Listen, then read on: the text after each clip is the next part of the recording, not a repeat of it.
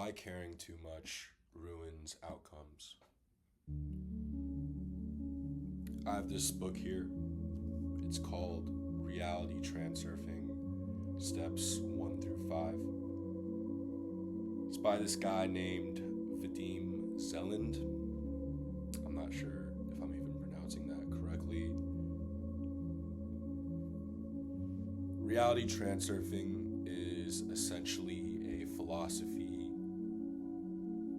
or method for shaping your desired reality by quote-unquote surfing through an infinite space of variations, aka all possible life scenarios, by aligning your thoughts, intentions, and energy with your desired outcomes rather than struggling against reality, right? So this is one of my favorite books I've ever read. It's probably one of the most important books I've ever read personally. And this philosophy is something that's also really important to me. A friend actually recommended this book to me a couple years back. I've read it a few times now, and I've listened to the audiobook like dozens of times. But essentially, like I mentioned before, the book talks about how the life you want is usually a lot closer than you think, right? But the thing that pushes it away is assigning too much importance to outcomes. And I didn't really understand this at first, right? It almost feels like if something's important to you, why not kind of put it on a pedestal, right? But when you really want something and you put it on a pedestal, your behavior tends to change, even if you don't notice it. You start watching everything more closely, right? You start reading into small details, and you start acting from a place of needing instead of choosing. And that creates a lot of pressure. And pressure shows up in subtle ways. The way you talk, the way you text, the way you make decisions, the way you carry yourself. And whether you realize it or not, people can feel it.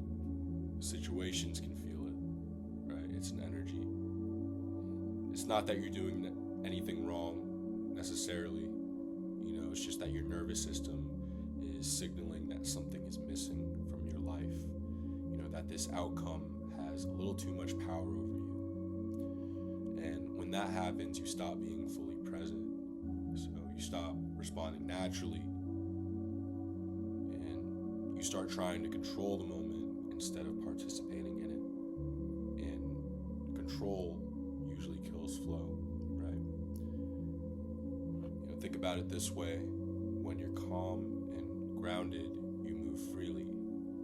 You say what you actually mean, you make better decisions, and you're less reactive. But when everything feels super high stakes, your world tends to shrink. You become cautious, you become tense, and just overly attached to the result. And that tension is what pushes things away.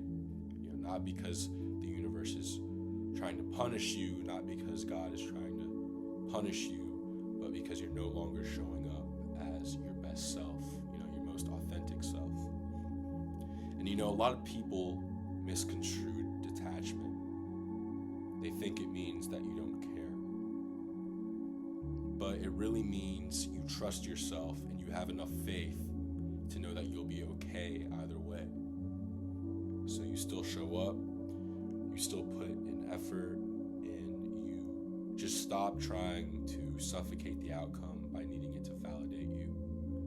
And ironically, when you do all of those things, that's usually when, everything starts working out. When you loosen your grip, you give life space to meet you halfway. So yeah, that's why caring too much ruins outcomes. And I highly recommend this book.